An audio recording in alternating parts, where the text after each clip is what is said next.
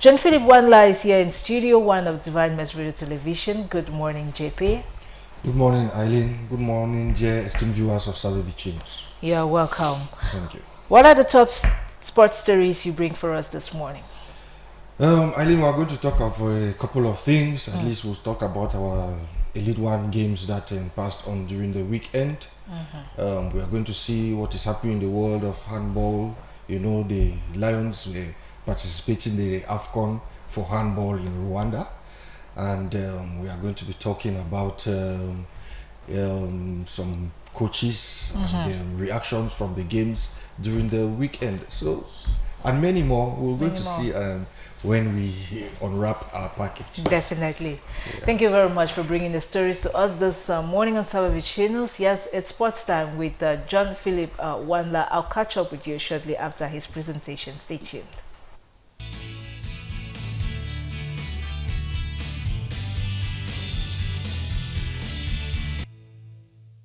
Welcome back, dear viewers.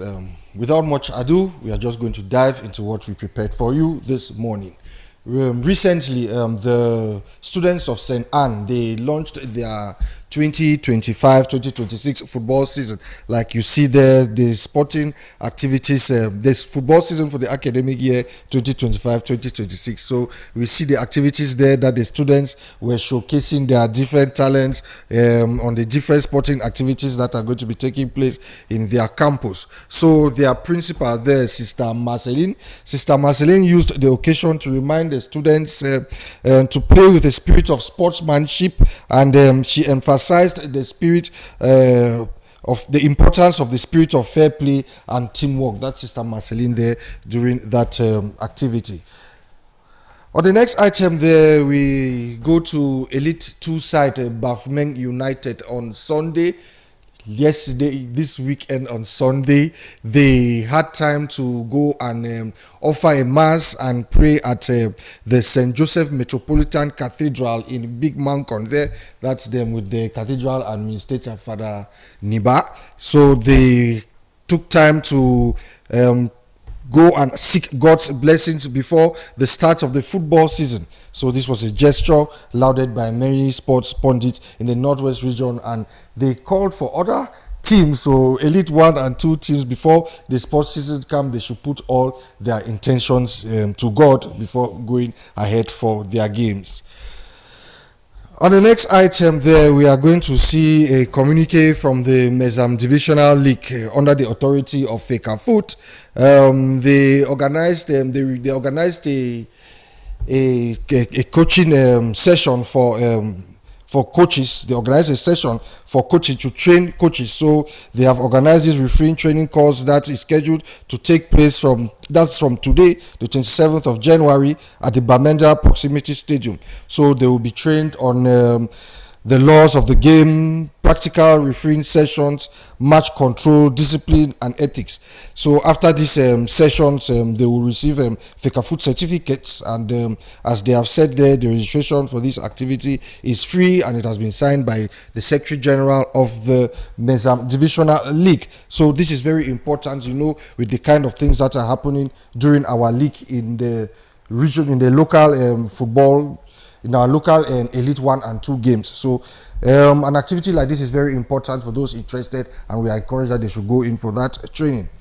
The next item, we are going to see two referees and 3 assistant referees. They were Elite 2 referees, so they promoted to the Elite 1 championship, and these referees are Asongwe Abangwi, you have Syracuse Tangwi, and assistant referees we have Asore DJ, Draco Martins, and Fanka Fidelis. And two on the last, the other two there, these were the controversial referees. We have Bomba Martin. You know, remember Bomba Martin? He was noted for headbutting a player last season. That was during the Elite 2, and Meyong Bien, the new used to be an assistant. So too, they were raised to the Elite 2.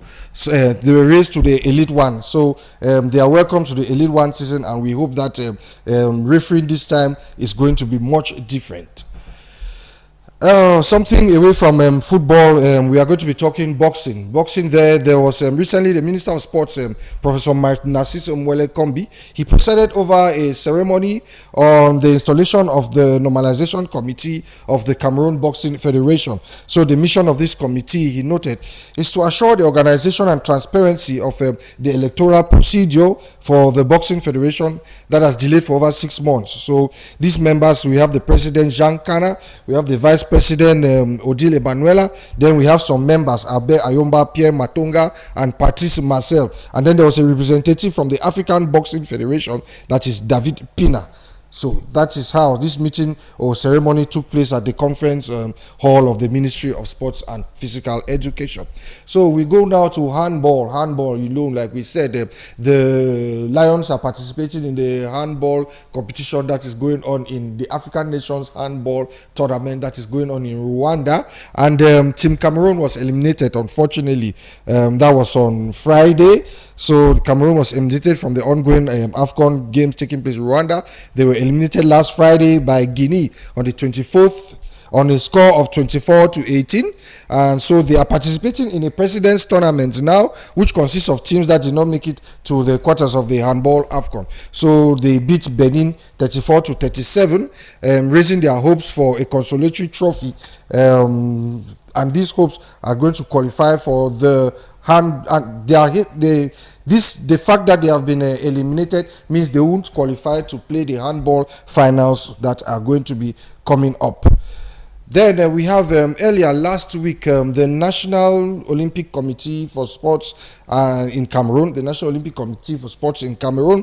So the presence of the president, Colonel Kankara Maboum, at their headquarters, they received Mr. Yao, the director of the International Organization of Works for Cameroon, Sao Tome and Principe, and Equatorial Guinea. So this visit is to reinforce the institutional relationship between the CNOSC and OIT and permit constructive exchange around the collaboration, so especially in the domains of a promotion of decent work and the social development of sports, like a lever for inclusion and employability of young people. That said and done, we go to Thursday last week. The Minister of Sports, Professor Narciso Mwele Kombi, he announced that there are going to be the realization of several sports and infrastructure that will permit Cameroonian athletes to realize their performances in both national and the international scene. So he did this declaration when he was receiving New Year wishes from his staff and collaborators. And Eileen, we are gradually rounding up, but this time around we are going to the MTN Elite One Day One games that took place all over the nation. And in the various stadia all over the nation, in all the regions. Unisport played a 0. Unisport lost at home to Aigle Royal 2-0, while Canon and Stade Renard, they played a 0-all tie. So too Dinamo beat AS Fortuna 4-2, and Coton played a 0-all tie with Colombe at home. Panther beat Fauve Azur at home, and this last game, Victoria United beat PWD 3-0 at home. So this was a match that raised tempers and temperatures of fans during the debut of the encounter. So at some point, fans had to just abandon the field and go them home because PWD recorded 3 yellow cards, and one of the players was issued a red card, and 2 of their goals were disallowed, like we heard in the papers when Yannick was talking about. And the referee's decision and the victory of Victoria United got 3 penalties in the encounter. So everything went bad for the Bamenda-based side as the fans abandoned the stadium before the end of the game. So it raised questions as far as the officiating is concerned. So in an interview with the coach of PWD of Bamenda, he gave his reaction, and let's listen to his reaction and we'll talk later about it. Oh, I'm disappointed. We did not start the game well, but when we came to the game, we put in efforts, but our efforts did not yield fruit because the goal that we scored were disallowed because of offside or one reason or the other. I'm disappointed. We'll go back to Bamenda and we'll continue working and prepare for the next game. How do you feel before the next game? Yeah, it's a very good team. Very good team, very electric, well organized tactically. I hope that they will have a better run in this championship this time around. Yeah, based on this season. No, we want to maintain the team. We don't have any great ambition. If you see the average age in my team is 19. Young players, we want to market them. We want them to go international.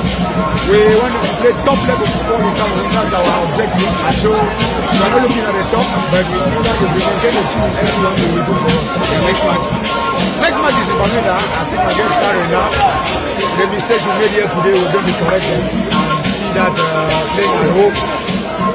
We're putting our best to give satisfaction to our supporters who came out here today, but they were all disappointed. We hope that in our next game, we will give them the joy and the satisfaction. Yeah, that was Coach Tama there. Coach Tama, well, he said the errors they made in Limbe, in their return leg in Bamenda against Stade Rena, they were going to see that they correct those errors and raise back the hopes of our regional team. You know, Victoria United and PW Bamenda are our lone English-speaking or Anglophone teams that are participating in the Elite One Championship in Cameroon. So he talked about their goals that were disallowed. He talked about a young and vibrant team that he has in PWG of Bamenda, and so they are looking forward for a home win.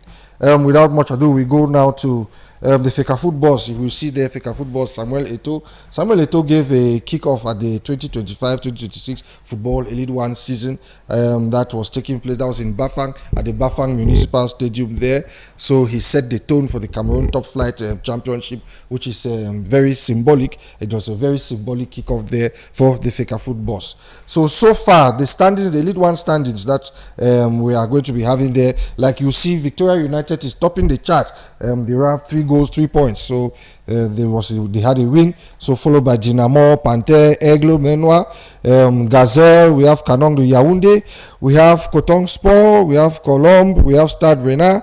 We have Aigle de Mungo. We have Ice Fortuna, Feuve Azur, Union Sportive, and PWG of Bamenda is at the bottom of the table. So our last item that we prepared for you there, Eileen, which is on a sad note, we are going back to the CAF African Nations Cup. This is something that happened, but maybe it was not published, was not made public, but it is a sad note that we recall that during the CAN, there was a Malian journalist who lost his life in his hotel room in Morocco.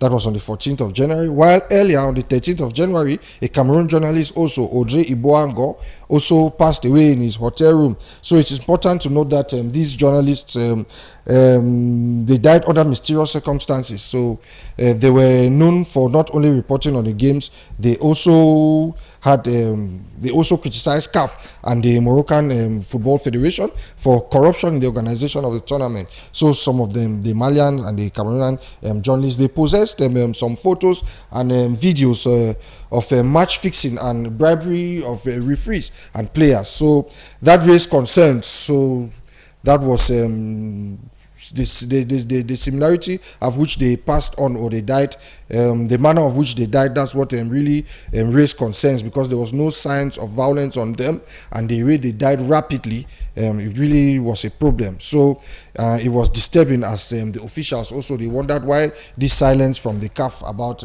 the passing of these journalists. So we join them and their families to wish them a peaceful rest as they passed on during AFCON competition and in service. So this is what we prepared for you, dear viewers, on our sports package. There's a lot happening in the world of sports, but we hope to be giving you them bit by bit as the days go by.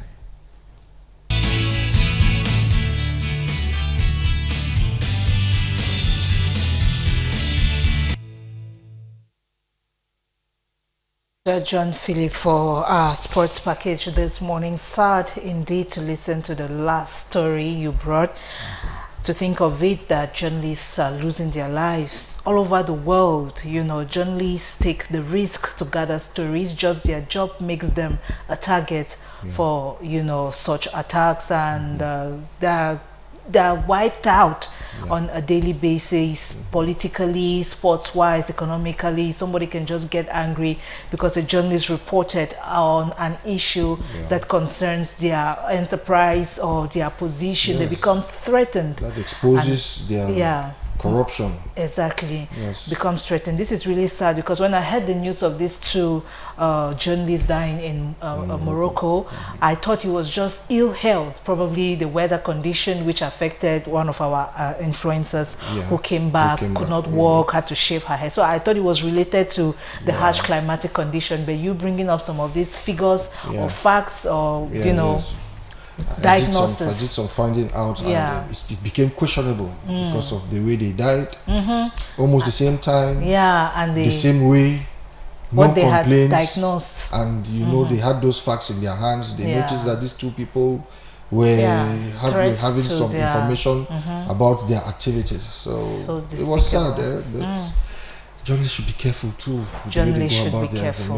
Exactly. You have to. We need you more alive than dead, because on cracking, you know, tough cases like this is good. But what do you do with the information? You have to be careful, because if it gets into the wrong hands, you are going to be wiped out. So journalists are called to be careful. Well, JP, before you leave us this morning, talking points is a very interesting and fun one. If someone gives you 5 million francs CFA, what is that one thing you are going to use the money for? That is serious. 5 million francs CFA. I think the first thing I start thinking of what I'm going to invest in. Yes. I need to invest in it so that the person will not regret doing this favor to me. Exactly. And the best way of investing is to investing means you want that by the end of the year, that 5 million should be 6 million. Yes. And so on and so forth. So I think that is the first thing I'm going to do. I'm going to think about investing it, so that if he raises something, I could also touch somebody. Exactly. That's a good way to go about it. Thank you very much, JP. It shows where your priorities lies, which is why we brought this talking point. We'll probably see you on Thursday for more sports news. Yes, Eileen, unfailingly. Okay, blessed day to you. Thank you.